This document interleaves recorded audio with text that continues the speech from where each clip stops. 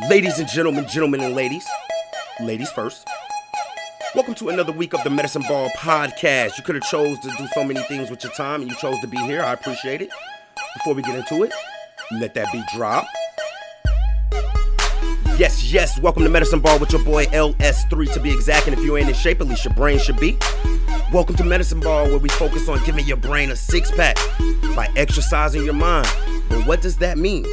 Exercising your mind means actively thinking about and dealing with all situations by first seeking to do anything other than what you are normally programmed and comfortable in doing. Now, if you're not someone who purposely looks for alternatives as opposed to reacting in ways that require little to no effort, because we already know that's easier, this will first require that you start practicing the idea of looking at things with an unbiased point of view, which in itself will increase your curiosity in life. Now, most aren't used to this way of thinking, and like anything you want to get better at, it requires effort, practice, and hard work. Now, exercising your mind won't give you all the answers. You will, however, begin to live life with more empathy, understanding, and peace, while equipping yourself with more options and effective tools to help deal with this thing called life. Now, before we go any further, I am not a psychologist, not a psychiatrist. I have, however, been diagnosed with bipolar disorder level 1 for 16 years. And I got to a point in my life where I was looking at the person I was becoming versus the person who I wanted to be. And that required me to look at a lot of things, but mainly my mental health, and look at it in a responsible way. Now, whether or not you're diagnosed or one of the millions of people who I'm sure can deal with some tips, tricks, and hacks for this thing called life, this is your family. So, pull up a chair, like, subscribe, share. Yo, that wasn't on purpose, by the way. So, welcome to this week's episode, Season 2, Episode 7, Brain Camp. Brain Camp. Now, before I even get into it, so I put out a little poll today on my social medias. You know, if you're not in the Facebook group or like the page, their links are everywhere. Medicine Ball LS3, or you can go to medicineballls3.com. I put all the links right there. And you can see my little updates if you're someone who's been following it along. But I put up a poll today, right? And I asked, what would y'all want to talk about, or what some questions y'all have about mental health? And I also reached out to some people personally, and this person to know who they are. And I said, what should I talk about this week? That's not what happened. She asked me, what is this week's topic? And I told her, brain camp, I'm going to give some exercises or whatnot. And I was like, what you think? And she was like, you have to talk about it. You have to talk about what's going on with the, she didn't say you had to talk about it, but she was like, how about, because I don't want to quote her wrong, how about you talk about, what's going on in Minnesota. Rest in peace, Floyd. God be with his family, and God be with the people who are making those decisions that are going to carry weight, but talk about it and how it affects you mentally. And so I immediately rebutted. I was like, man, I don't want to talk about it because I feel some type of way about it, and I don't want to offend anybody, and I know people are up in arms and they might not really listen, but I might rename this Floyd, honestly. I'm going to put that at the end of it. Brain Camp Floyd. This is on the fly. But I was like, I don't want to do it. And then as I'm thinking about it, I start to thinking, like, I want to talk about how you can, like, exercise your brain and talk about the brain and little techniques and stuff because, I become more versed. I can record a little bit better, whatever. And I was like, no, I'm going to talk about it because I could roll that into what I'm doing. Last week's episode on the fly. Check it out. So rest in peace to Floyd, man. What do I really have to say? Number one, it's all over everywhere. And number two, is something that happens far too often. Far too often. Now, this part right here that y'all are hearing, I literally wrote down under my seg notes, like, don't pick a side, don't down talk the police. And that's not what I'm going to do. Just work with me here. Please don't get offended. If you get offended by anything I'm about to say, either one, this is your first time hearing the podcast, and you might need to hear the previous episode first. And number two, maybe you need to hit this brain camp that I'm going to get into. But this is what I wanted to focus on, number one. before I say anything about what's right and wrong, no, I'm gonna say it's wrong because I mean, if you want to look at it, and I tried to create examples based off of like any race, any side you're on, cop, civilian, anything that you're with is gonna be something that we can agree on. And my thing is, my man was handcuffed. You handcuffed and on the ground. A toddler can mess you up. That's number one. That don't have nothing to do with race or nothing. Somebody is handcuffed and on the ground, and I'm not sure, I'm going off the top here. I believe like one of the like rules of engagement. I'm sorry, the Geneva Convention. I don't know, but it says something about like being treated humanely even if you're being detained. And there's a reason I'm mentioning the Geneva Convention. So just from that point of view, but here's the thing.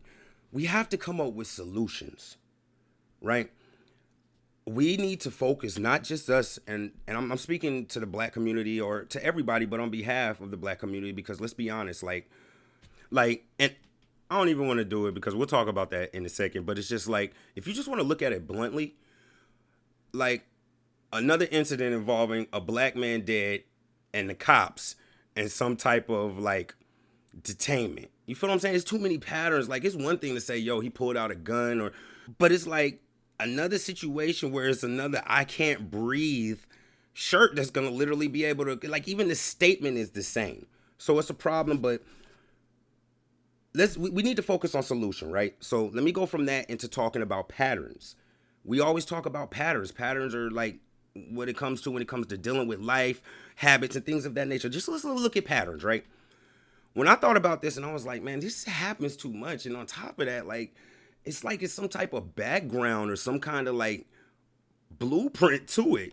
Because the first thing that came in my mind is, okay, as far back as I could think of some that's exactly like a carbon copy is the Rodney King situation, right?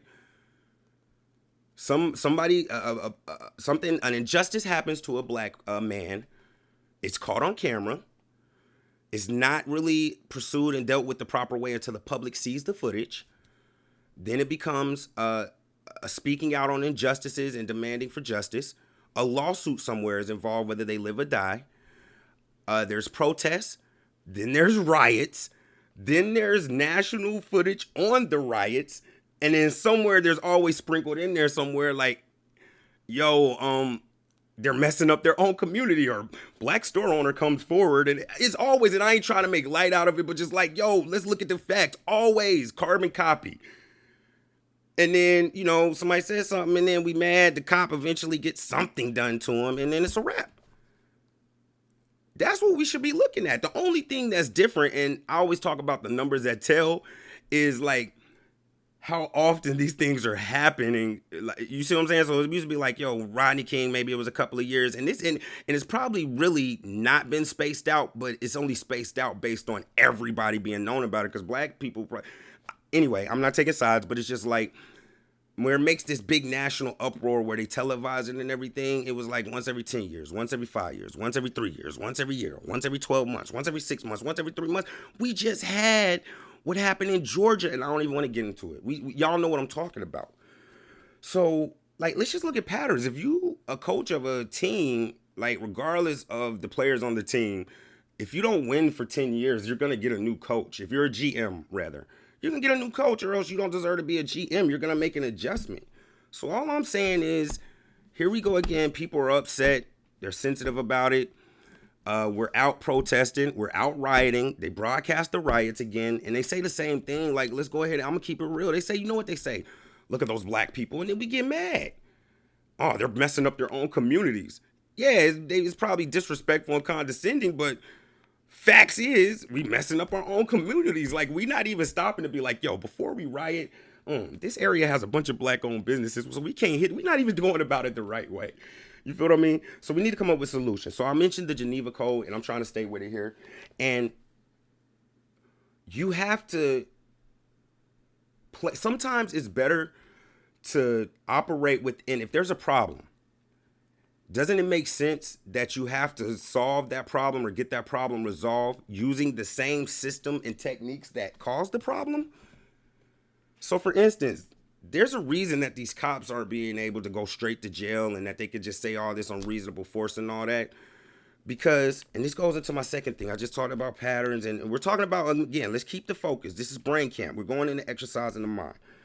But, like, there are legal policies and statutes and citations and references that are going on behind the scenes that protect these cops. So instead of being mad and just being like, yo, why don't you just throw them in jail? It don't work like that. So next time you go look at any type of lawsuit or whatnot, and even if you have, I know y'all have seen this somewhere where it's like, in the example or Frederick versus Brown, 1979, the Supreme Court ruled. Or if you one of those people who are always like looking to tell the cops off or look at those videos, I'll be watching those videos where people want to buck on the cops when they get pulled over. They're like, well, according to Brown versus these are cases that they have brought before the Supreme Court to overturn something. I guarantee, and I haven't even looked up yet, that there's something along the lines of what is considered self-defense or reasonable force or excessive force. If you go read that law and what they have, somewhere in there is going to be a couple of incidents of, in the case of such and such and such in 1973 in San Diego, that means something, man. If you don't know what it means, keep this in mind what I'm saying. We got to start looking it up. So I get it. Yeah, fight, violence, riot. I get it. Demand justice. I get it. But y'all trying to demand justice again in another 2 weeks? Because the duration, like the time between incidents is like shrinking. Or y'all trying to like nip this in the bud? Because I'm going to take y'all to the next part. Mindfulness. You got to pause sometimes and zoom out. Because I have talked to a couple of people, including my father, about this shooting. And then, again, exercising your mind. My first question is, so do you know what happened in Chicago this weekend, Memorial Day weekend? You don't? Yeah, highest murder or shooting incidents and murders in Chicago in the last 4 or 5 years. 10 murders, 39 shootings. Now, to an average person who listened too quick, they're going to be like, yeah, it's just been in the last 4 years. We're in the middle of a pandemic. And again, I talk about this all the time, the numbers that tell. We're in the middle of a pandemic in Chicago, an area where we're supposed to be inside because the numbers and the data tell us we black people, men in these low income areas are the highest risk to die from COVID. So we ain't even supposed to be out here.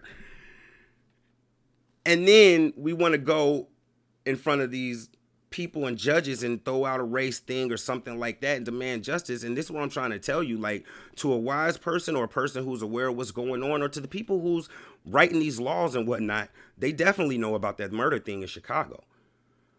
Now, a couple of things there and that, because that's loaded. Because number one, we ain't supposed to be outside in that area in this situation due to COVID. And then number two is just like, wow, that's a bad look. So just going to speak on this for a minute. Reparations. When we talk about reparations, let's just look real quick. I'm just speaking on real quick.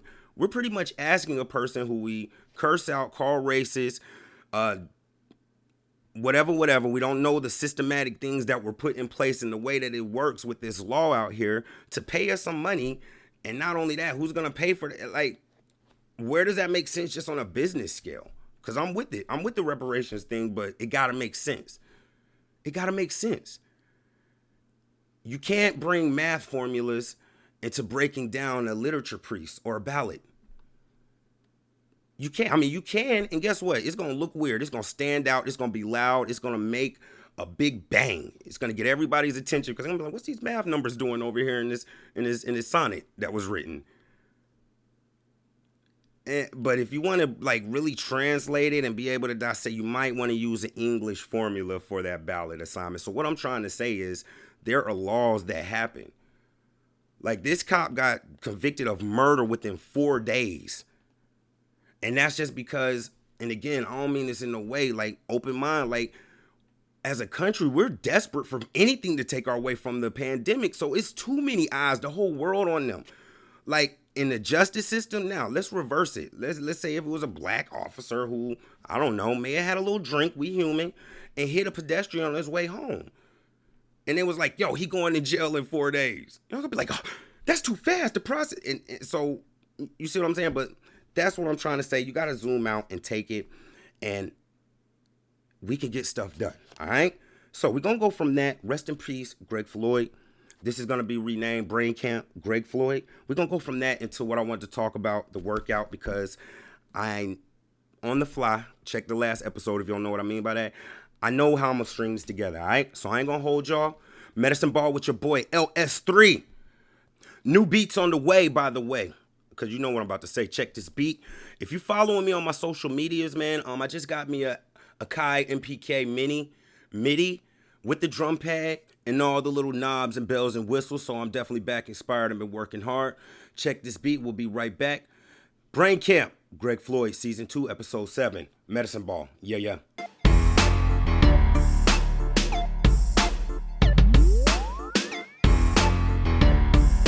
Welcome back, ladies and gentlemen and ladies. Medicine Ball, Season 2, Episode 7, Brain Camp, Greg Floyd.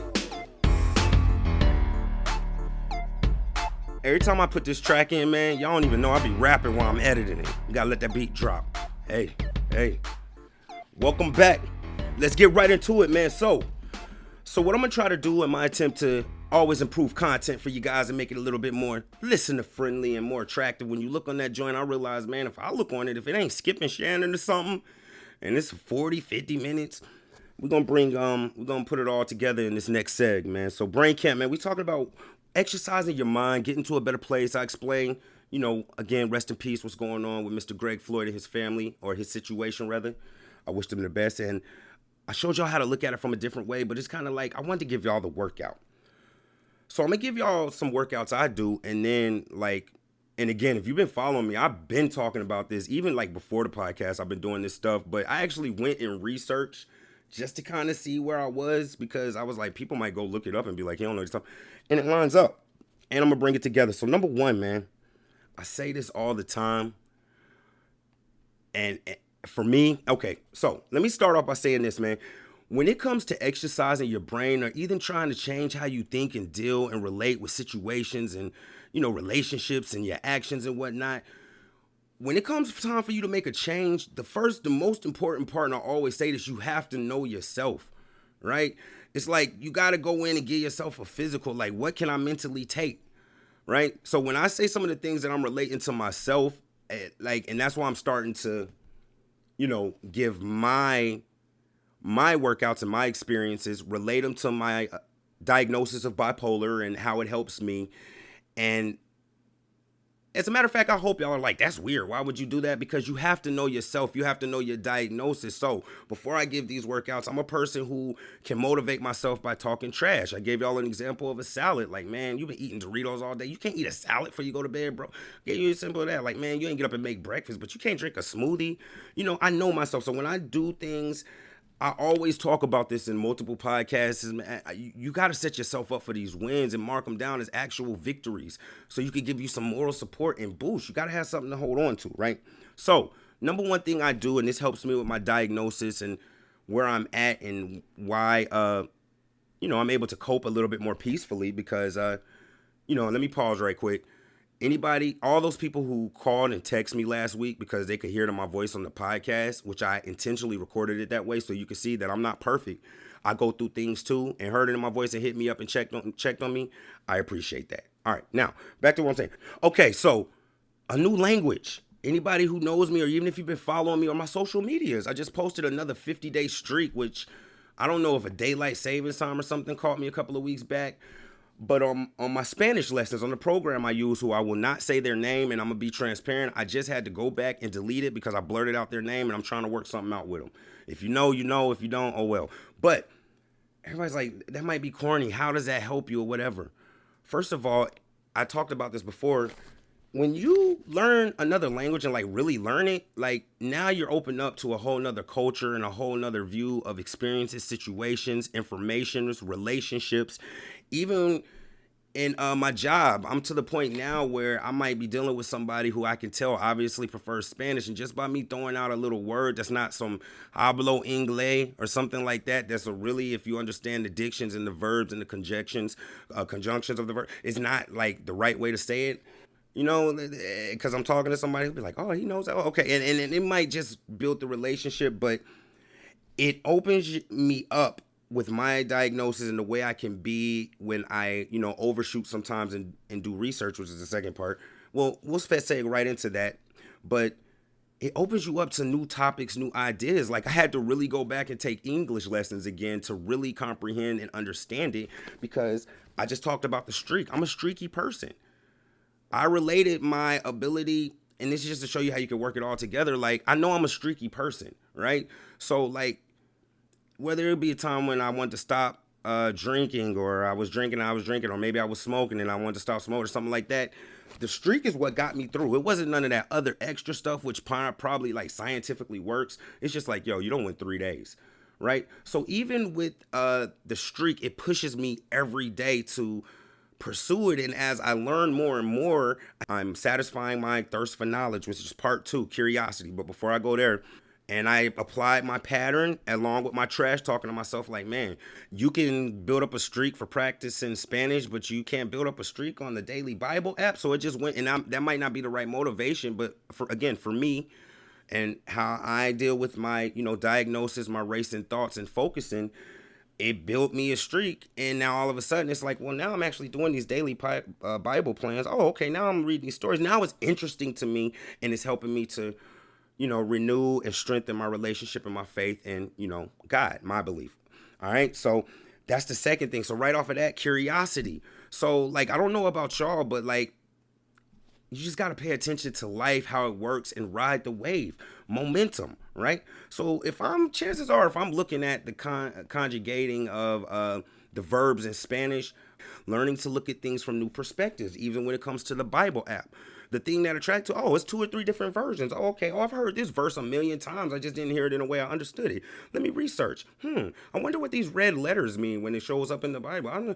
Curiosity is the next thing that I make sure I do every day. And curiosity, I looked up, and I think it's something like 80,000 thoughts a day on average is what we have in the human being, right? 80,000 thoughts a day is what they put. And it's probably more than that depending on who you are, what your function is, what you have going on or whatnot. But 80,000, right? And I think they broke that down to be like 2,500 thoughts an hour. Every time you have a thought in your head, it is not something that, not you, but us. It's not something you knowledgeable about. Not every single thing, but when I come across something that I just really don't know nothing about and I have no idea about it, I make it my business to pause, which is the next thing I'm gonna say again, to pause and be like, yo, let me continue this exercise in my brain and the thought of researching and actually finding some good information. And I'm not even saying just go to one source and Google, okay, Google said that. No, I'm hitting up a couple of pages. It teaches your mind to think and look at things from different points of views and seek answers, and that in itself will increase your curiosity in life. I say that. It will allow you to look at things from a different point of view. Even with what we're talking about with these laws and these injustices, maybe you might get curious and be like, well, I wonder what he's saying about these articles. Like, what law is it that we got to go through this every time something happens? All right. Second part, thankfulness, mindfulness. And again, these are 3 things that I do. And on the back end, I'm going to relate it to what you can do in situations where you can use it. We're going to wrap it up. But mindfulness, thankfulness. So what I do personally, and I'll bank this one with my tip, but mindfulness is just being aware of the now and what's going on. And I attach thankfulness to it because, again, these are my 3 that I do every day. When I start getting grumpy and when I start complaining and when I start feeling in a crabby mood or I'm being snappy or short, I don't like to be that type of person. So I make sure I'm mindful of the situation, what's going on. And again, all of my stuff is consistent because that has to go into my Mamba mentality and my acronym. Go check that episode if you didn't catch it. And I start being overly thankful. So I have my relationship with God that I'm trying to build, as well as all of this. Again, I could be ringing the bell in the background for bonus points because I'm playing into the things that I know are my strengths, my weaknesses, my triggers, and the things that cause me to react. And I start being extra thankful. I might come down, and again, my father, I love him. Me and his relationship is building day by day, but he's getting older. So now I'm having to clean up and take care of the house and stuff. And I might start complaining about, man, this dude don't never do the dishes. Then I start thinking, wait. This man's 72 years old next month, thanks be to God. And if anything happened to my father, I would pray for God that I wake up and find some dishes gone in my sink from my father if he wasn't here.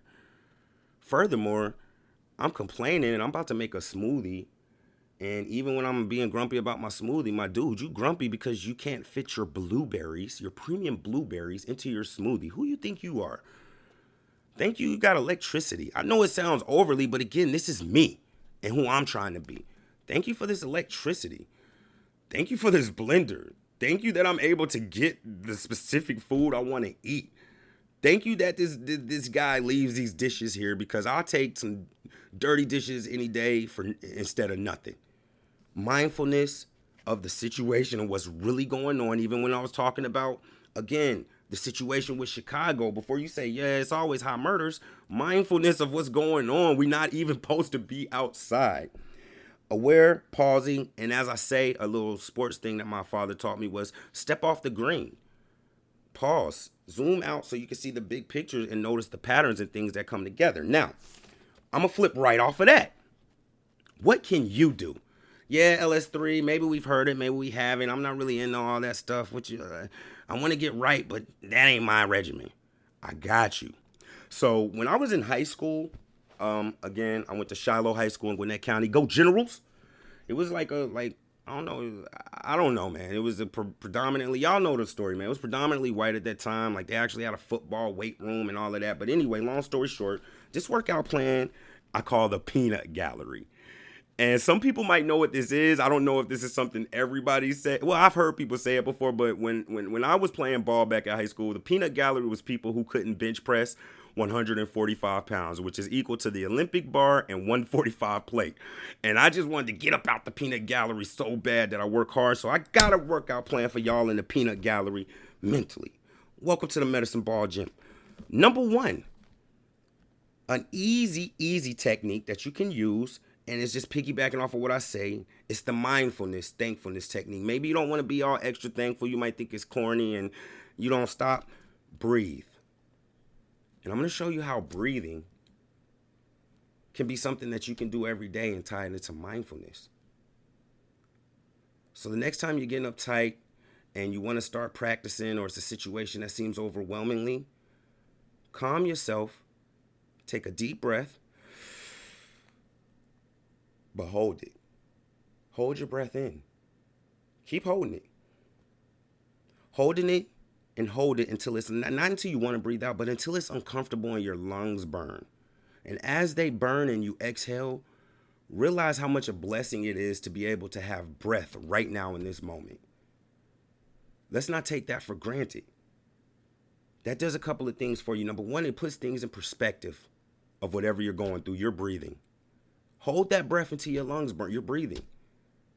Number two, taking it in, deep breath, like scientifically triggers and certain things and certain chemicals in your brain that will cause certain things to happen, such as relaxing or becoming more aware. It slows you down and makes you more aware and mindful of the moment. So that's number one for the peanut gallery. Breathe. Breathe in, hold it in. Number two, next step. Take that next step, man. All right. So if you're listening to this and you're open to the techniques and the things that I'm saying to you, whether you're diagnosed or you're just looking to be like more effective in how you look at things and whatnot, take that next step. So not often, because the chance to quit arises multiple times a day, even more than we're probably aware of, whether it be you don't want to make your bed when you normally do, or you don't want to do those dishes in the sink, or you don't want to roll the garbage down to the street, or you don't want to go to work, or you're depressed and you just don't feel like going in. It's like a million, not literally, but there's plenty of chances and opportunities where we quit that we might not even be aware that that's what we're doing. Just take one of those examples each day and decide, you know what? I want to give up. I'm tired. I don't want to do it. But just on this one particular instance, I'm going to take that next step. Take that next step and do it. You don't have to do it in every situation. We get y'all in the peanut gallery if you're not used to this way type of thinking. I get it. Take that next step. Now you may fail and be like, man, see, that's easy to do. But sooner or later, if you take enough next steps, you will get a victory. Number three, man, curiosity killed the cat, but the cat had 9 lives and they might have learned something. You dig? That was off the head. Search something. We were talking about that, man. We talked about that.